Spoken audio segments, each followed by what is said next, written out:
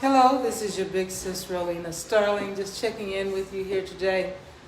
I'm sure a number of you have heard me talk about the fact that I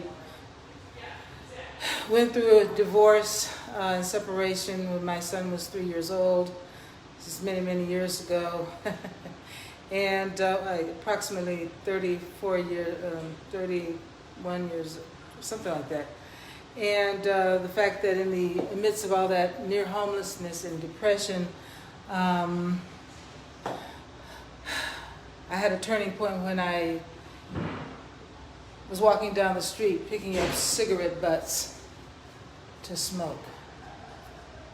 And I just wonder if you, in hearing that, understand, if you went any deeper and thought about that in terms of what had happened, what could possibly have happened in my life to cause that kind of series of events.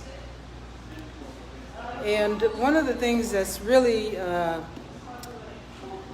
really jumps to my mind as one of the core issues is the abandonment that I experienced in my life when I was a little girl. So for those of you who are there and who are having the same sort of, have had the same sort of a crisis in your life, I want you to know that I am here for you. I also understand very deeply how these things can manifest themselves and affect your life well into your 30s and your 50s. And some things are literally ongoing, but the point is, it's important to ask yourself why. Why did this happen? Go deep with yourself. That's the first thing. And then once you dig up what the core issue was or is, honor it. Honor yourself.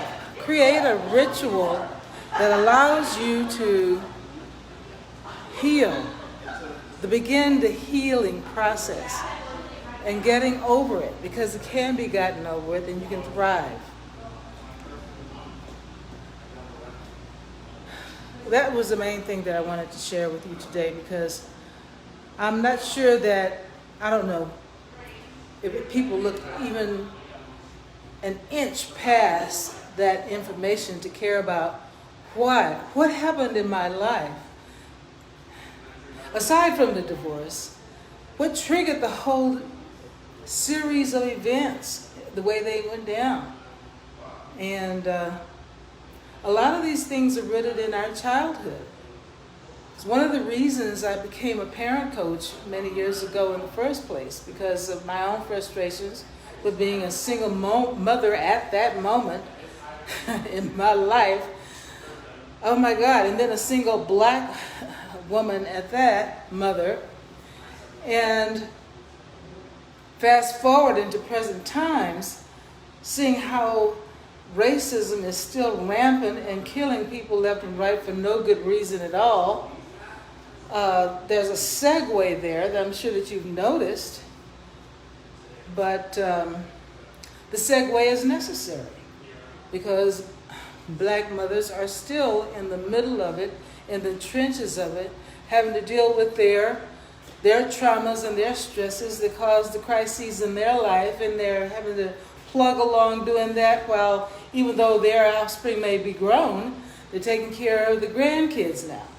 Or they're still having to work, in a very stressful and hard way and deal with all this stuff that is still living with and on them. So just wanted to let you know that I'm here with you. I haven't abandoned the parenting coaching. Of course not. That's ridiculous, because parents are our future, and they hold very future. The kids are our future, and they're holding these futures in their hands, and how they treat these little futures is what we'll all reap in the future if we don't get the relief that we need. Who is this guy? In any event, for me, it was a natural segue into helping black mothers in their 50s and black women in general. Just wanted to have a few words with you about that. Well, I'll be talking with you later at some point in the future, and I'm hoping that you are having a lovely Sunday.